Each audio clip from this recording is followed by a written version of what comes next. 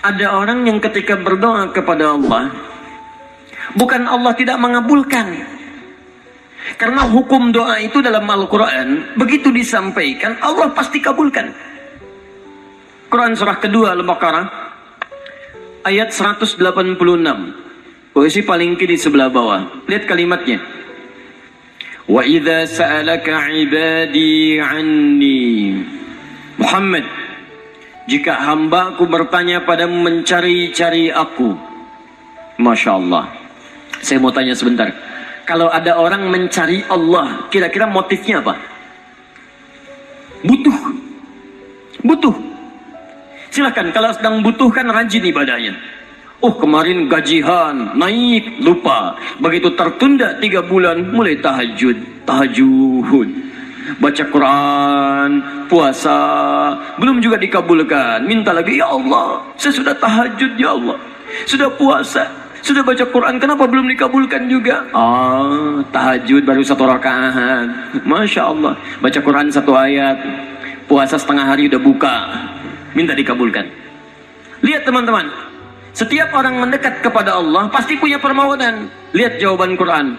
Ujibu da'watad da'i idza da'ani. Ujib kalimatnya mudhari'. Mudhari' itu progresif terus. Kalau dalam bahasa Inggris present, continuous, future. Present sekarang, continuous terus, future di masa depan. Jadi sifat doa itu, kalau Anda minta sekarang akan dikabulkan, minta nanti akan dikabulkan, minta di masa depan akan dikabulkan dengan cara Allah yang terbaik, yang dikabulkan menurut maslahat untuk Anda. Jadi sifat doa itu kalau diberikan pasti dikabulkan. Entah sekarang, besok, atau nanti saat kita siap menerimanya. Yang jadi masalah, ada orang minta yang lain dikabulkan, dia tidak. Ini masalahnya. Dan ternyata bukan Allah nggak ngabulkan, bukan. Ketika Allah akan berikan, tidak tembus pada dirinya. Nih lihat. Ini apa? Jangan katakan wallahu alam, kelas ya. Right. Di atasnya ada apa? Tutup. Saya buka tutupnya. Perhatikan baik-baik. Ini apa? Spidol. Kalau saya masukkan ke dalam gelas, bisa? Masuk? Masuk. Lihat baik-baik. Sekarang saya tutup dengan ini. Masih bisa masuk? Tidak. Perhatikan baik-baik. Sulit. Saya ganti kemudian. Bisa. Dengan yang ini. Lebih halus. Saya tutup begini. Masih bisa masuk? Sulit. Mau dipaksa jadi masuk ke dalam. Jadi kotor. Tidak bisa diminum. Lihat baik-baik. Terkadang ketika Allah dengan sifat sayangnya ingin mengabulkan permohonan hambanya, bukan doa tidak dikabulkan, tapi permohonan ini tidak sampai pada dirinya karena ada sekat yang menutup. Itulah dosa. Itulah maksiat. Semakin pekat dosanya, semakin kuat penghalangnya, maka semakin sulit kemudian Allah memberikan rahmat yang turun pada dirinya. Maka banyak hadis menyampaikan kepada kita, lihat baik-baik. Saya sampaikan satu hadis dari Nabi SAW. Thumma dzakara rajula. Lalu Nabi mengisahkan tentang seorang lelaki, yutilu safara, yang menempuh perjalanan jauh. Orang yang menempuh perjalanan jauh, maka doanya cepat dikabulkan oleh Allah Subhanahu wa taala. Teman-teman yang ikut dari Bandar Lampung, ada yang tadi jaraknya 150 km Tulang Bawang dari sini. Lihat, begitu di jalan mohon kepada Allah, minta. Ya, safar yang baik itu cepat mengabulkan doa. Orang ini safar. Yamuddu yadayhi ila sama, dia mengangkat tangannya ke langit begini. Orang yang berdoa mengangkat tangan itu lebih cepat dikabulkan daripada yang diam. Hadisnya banyak. Di Abu Dawud nomor hadis 1480 sampai 1490. Awas, innallaha hayyun karimun. Allah itu maha pemalu dan maha mulia, dan akan merasa malu kalau meninggalkan hamba yang mengangkat tangan, menurunkan tangannya dalam keadaan hampa. Maksudnya, orang yang mengangkat tangan akan lebih cepat dikabulkan doanya dibandingkan yang diam. 3. Fayaqulu ya Rabb, ya Rabb. Maka dia berkata, ya Rabb, ya Rabb. Memohon dengan al-asma'ul husna. Sifat rububiyah Allah yang kalau dimintakan dikabulkan. Ya Rabb, ya Rabb. Quran surah ke-17 ayat 110 sampai 111, paling kanan di pertengahan. Lihat baik-baik. Allah menjamin dalam Al-Quran, seseorang yang memohon kepada Allah dengan kalimat-kalimat al-asma'ul husna akan lebih cepat dikabulkan dibanding orang yang langsung memohon kepada Allah tanpa menyebut kalimat al-asma'ul husna. Qulid'ullaha awid'ur rahman ayyamma tad'u falahul asma'ul husna. Kalau Anda punya masalah, sebut nama Allah, bukan mengeluh, atau sebut namanya ya Rahman. Tapi kalau Anda mampu, cari nama-nama Allah yang terbaik sesuai dengan persoalan yang sedang kita hadapi. Namanya Al-Asma'ul Husna. Jadi Asma'ul Husna itu bukan dihafal. Ya Allah, Ya Rahman, Ya Rahim, Ya Malik, Ya Qudus. Boleh dihafalkan. Tapi hafalan ini maksudnya membantu kita untuk bisa memilihnya saat kita membutuhkannya. Misal, Anda sedang punya masalah kesulitan, mau berdoa, sebut namanya yang sesuai dengan kesulitan Anda. Ya Al-Fattah. Masalahnya rezeki, sebut Ya Allah, Ya Razzaq. Di pekerjaan ada yang ganggu Anda, sebut Ya Allah, Ya Al-Jabbar. Anda punya masalah, Ya Allah, Ya Sabar. Nggak harus disebutkan semuanya. Ya Allah, Ya Rahman, Ya Rahim, Ya Malik, Ya Qudus, ya. Semua disebutkan. Masya Allah. Akhirnya yang tidak diminta pun diberikan.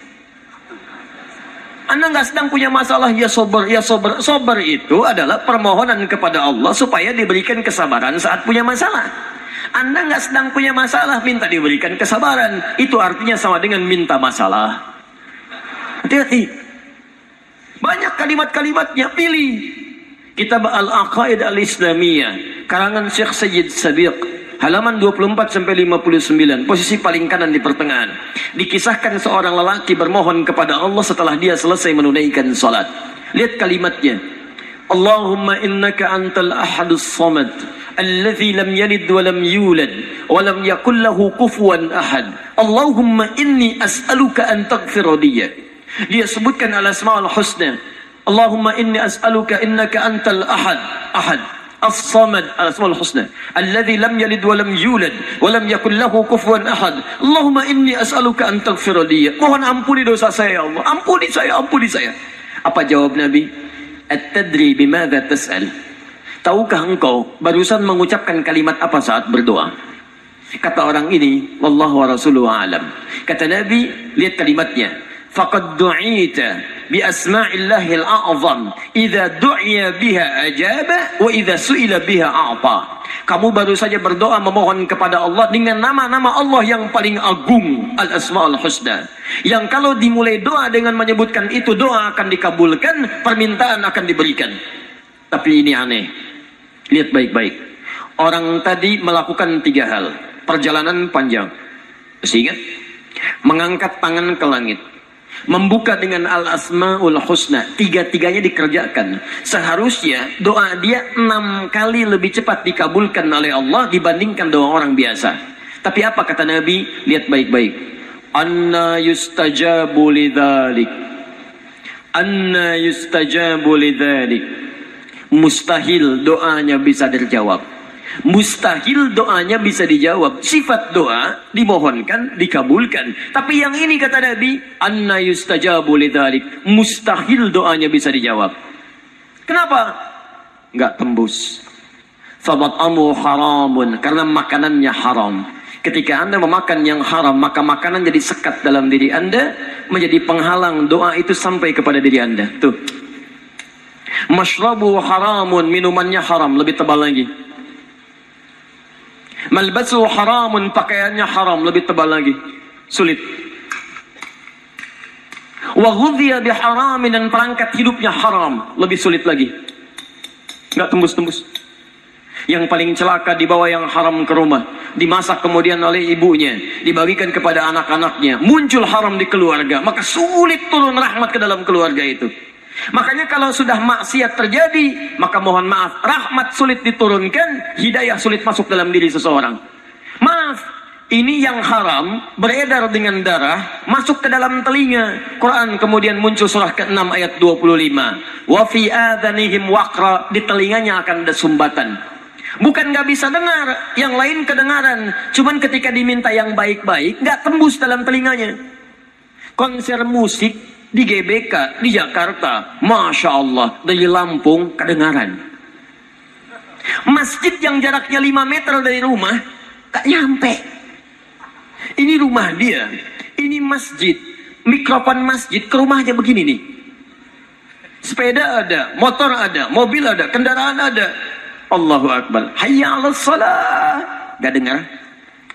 Komat, gak dengar.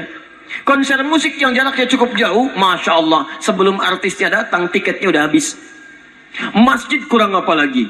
Soundnya jelas, panggilannya bagus, ustadznya datang sendiri, nerangkan sendiri, nulis sendiri, kadang-kadang ngapus sendiri, live juga. Kemudian ada snacknya, aquanya ada, semua kelengkapannya ada. Dengan semua itu belum menyentuh Anda terpanggil untuk datang, coba cek maksiat apa yang sudah Anda kerjakan.